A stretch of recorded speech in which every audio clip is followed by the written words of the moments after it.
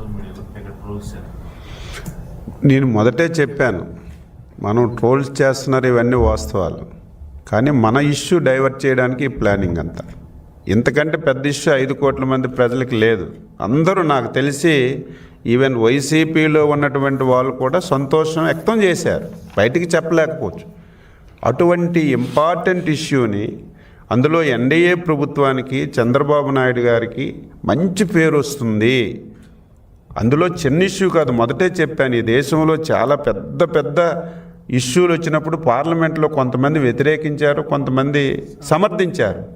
కానీ ఆశేష భారతావని మొత్తం అమరావతికి ఈరోజు మద్దతు తెలిపి ఏకగ్రీవంగా మన బిల్లు పాస్ చేస్తే అంతకంటే ఈ ఆంధ్రులకు ఏం ఆనందం ఉంటుంది?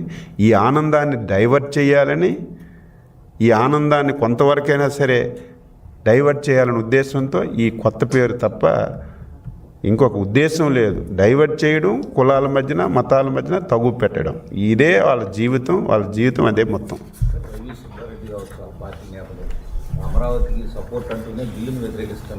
ఇంకా ఎందుకు మాయ మాటలు? సపోర్ట్ అంటే ఎవడైనా వాకౌట్ చేస్తాడా? కనీసం ఇంకిత జ్ఞానం ఉన్నవాడు ఒక రాజకీయ పార్టీ పెట్టాడంటే ఒక ఇంకిత జ్ఞానం ఉంటుంది. ఏ సమయంలో ఏ నిర్ణయం తీసుకోవాలో కనీస జ్ఞానం కూడా లేదు. నిన్ననే పార్లమెంట్లో, రాజ్యసభలో ఈ బిల్లుని వ్యతిరేకించాడంటే ఆయన ఒక రాజకీయ నాయకుడు కాదు, రాజకీయ పార్టీయే కాదు. అసలు ఏదో గాలికి వచ్చి గాలికి అయిపోయాడు తప్ప అసలు ఆలోచనే లేదు. ఈ ఇష్యూని ఎవడైనా వ్యతిరేకిస్తాడా, వాకౌట్ చేస్తాడా? ప్రజలు అర్థం చేసుకోమని చెప్పి కోరుతున్నాను.